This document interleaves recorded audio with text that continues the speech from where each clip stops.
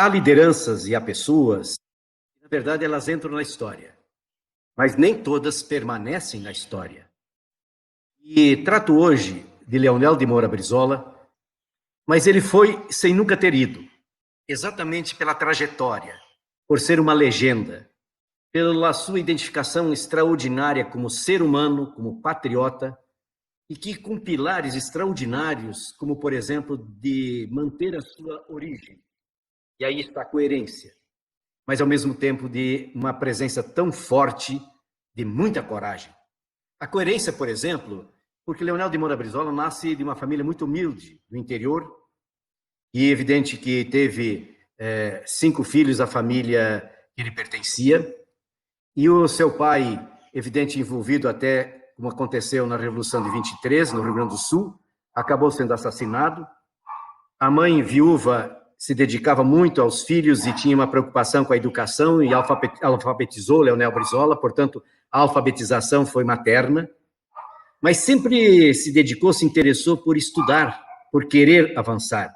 E por essa razão, é preciso, quem sabe, a gente compreender o que significa essa história extraordinária de Leonel de Moura Brizola. Por quê?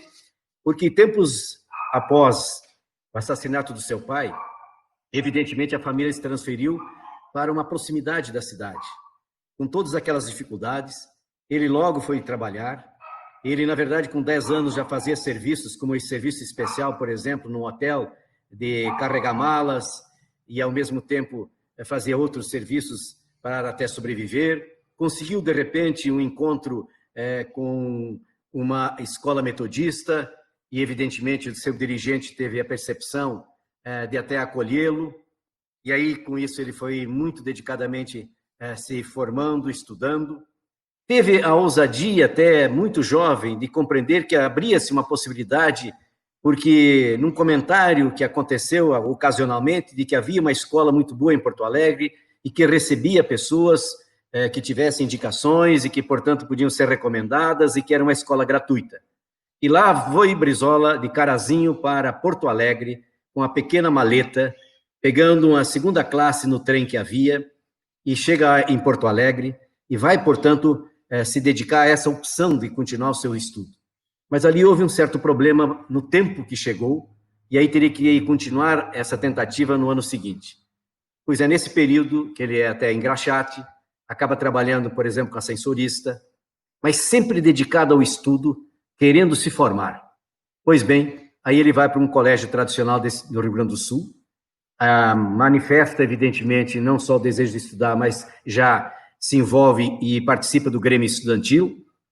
Logo depois, é claro que ele acaba ingressando, porque em 45 surge o PTB, e dentro do PTB, como hoje o PDT tem a Juventude Socialista, havia na época a Ala Moça, e lá vai o Brizola participar, portanto, dentro de um partido político, do setor da juventude, sempre muito dinâmico, com muita atuação, mas nesse momento também já tinha feito os estudos básicos, já estava, portanto, se preparando e vai para a universidade no curso de engenharia, e aí, evidentemente, acaba despertando para a atividade política, sai candidato a deputado estadual, se elege pelo PTB, também se elege pelo PTB Jango Goulart, que vem a ser depois ministro de Getúlio, que depois vem a ser vice-presidente e finalmente presidente da República, e sofre o golpe de 64.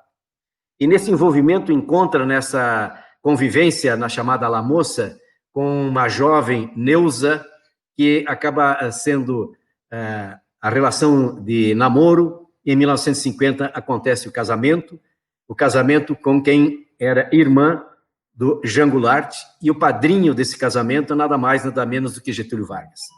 Esse é um pouco o histórico da origem tão humilde, tão sacrificada, tão difícil, e que faz de Leonel Brizola uma figura que em nenhum momento de toda a sua vida ele negou, ou ele escondeu, ou fugiu dessa origem.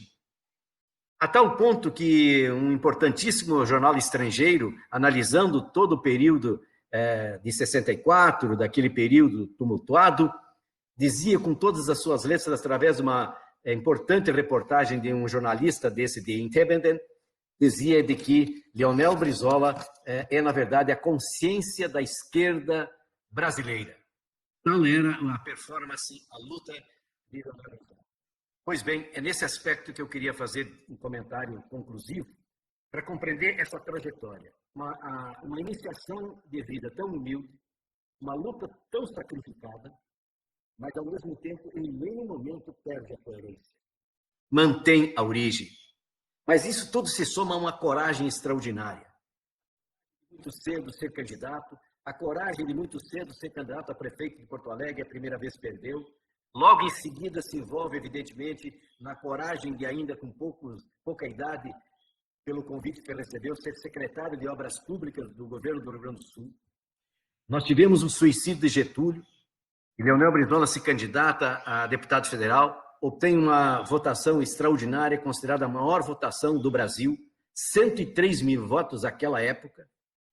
E em Brasília tem uma atitude, uma postura, no caso no Rio de Janeiro, uma atitude e postura, até porque lá que era a capital, de exatamente ser muito ativista com as causas sociais, com os problemas das reformas necessárias para o país. Mas logo em seguida, ele se candidata a prefeito de Porto Alegre e a candidatura dele a prefeito de Porto Alegre tem uma questão muito rica. Nenhuma criança sem escola era o grande slogan. E é por isso que ele se elege de maneira muito enfática como prefeito de Porto Alegre e atua especialmente na questão, portanto, da gestão pública, na questão da educação, da habitação, da questão urbana. Faz um mandato extraordinário como prefeito. Logo em seguida sai candidato a governador, se elege candidato a governador e aí eu quero fazer uma pausa fundamental para compreender por que uma figura como Leonel Brizola passarão décadas ou, quem sabe, alguns séculos, mas não passará a imagem de quem sempre compreendeu a prioridade da educação, sem ser o discurso. Porque foi fazer isso quando o prefeito de Porto Alegre, no slogan "Nenhuma criança sem escola", mas o magistrado, sempre atuando no campo mais ousado, mais corajoso, porque teve a coragem de fazer do seu mandato no Rio Grande do Sul o exemplo, até hoje, não ultrapassado, de dedicação à educação. Um amplo trabalho de alfabetização. Milhares e milhares de vagas escolares foram criadas. Havia no Rio Grande do Sul um déficit de 273 mil vagas. Ele realizou acordos, inclusive com escolas privadas, para que pudessem abrir vagas para os estudantes que não tivessem até condições de pagar. Fez acordos, mas construiu 6.302 escolas, estabelecimentos de ensino. E não ficou por aí. Foram 278 escolas técnicas num governo no final da década de 50. Foram 122 ginásios. Imaginem, foram mais 689 mil matrículas no seu governo. Imaginem, senhores professores, foram 42 mil professoras e professores contratados. A maior taxa de escolaridade da história do Brasil se deu no Rio Grande do Sul, no governo de Leonel Brizola.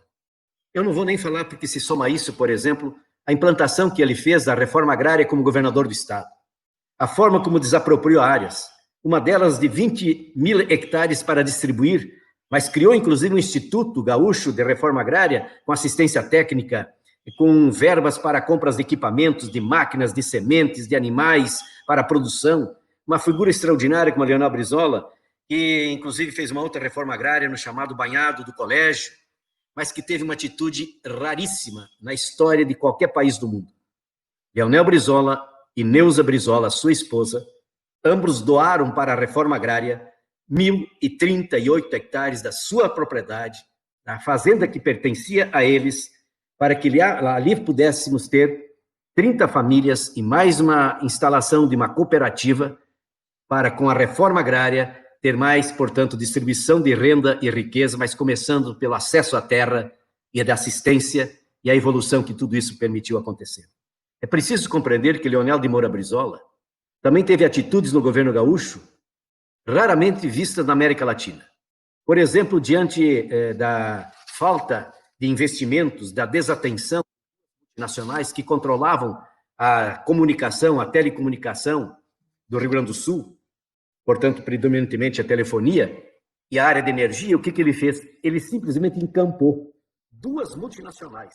Brizola encampou essas multinacionais numa atitude muito corajosa, polêmica, porque na área da energia ele simplesmente tomou conta da Bond & Share, uma empresa, portanto, norte-americana, que explorava a área de energia, e ele cria a estatal C3E, a Companhia Estadual de Energia Elétrica.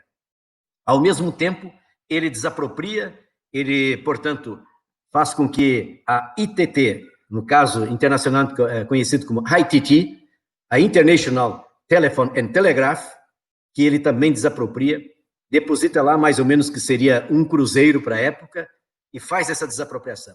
Isso teve uma repercussão internacional. Um governo de um estado como o do Rio Grande do Sul, pertencente, portanto, ao Brasil, teve essa ousadia de mexer com o interesse de duas multinacionais, desapropriando e tomando conta, e fazendo com que tivéssemos, evidentemente, um avanço extraordinário no campo da energia e da telefonia com estatais gaúchas. Tanto é que o presidente dos Estados Unidos, John Kennedy, convoca uma coletiva imprensa para manifestar o desapreço, a condenação e a crítica a este ato de um governador que ousava fazer o que fez contra duas empresas norte-americanas. Tanto é verdade que é esse ato do Leonel Brizola que faz com que nos Estados Unidos surgisse uma lei, veja como que são as coisas, uma lei que estabelecia que qualquer país que tivesse uma desatenção com empresas americanas e tentasse desapropriar empresas americanas, toda ajuda, toda a cooperação dos Estados Unidos cessaria. E isso se deu. Sabemos hoje que, inclusive, houve contato diretamente do Kennedy com o presidente João Goulart, para que o presidente João Goulart tomasse atitude, repreendesse esse cidadão. E aí tem um comentário muito, eu diria assim, peculiar, porque na época o que seria a maior rede de comunicação do Brasil chamava-se do grupo Assis Chateaubriand, e esse grupo, na verdade, representava o que hoje um grande grupo representa de controle, de presença, de dominação dos grandes meios de comunicação, especialmente a televisão e também jornal, que na época a televisão começava de maneira já florescente. Mas o fundamental que eu queria dizer, que hoje se sabe que às 7 da manhã, Chateaubriand telefona para o João Goulart, para que providências fossem tomadas no que diz respeito a esse ato contra os interesses norte-americanos. Parece que a história se repete, não é verdade? Pois bem, esse é Leonel Brizola.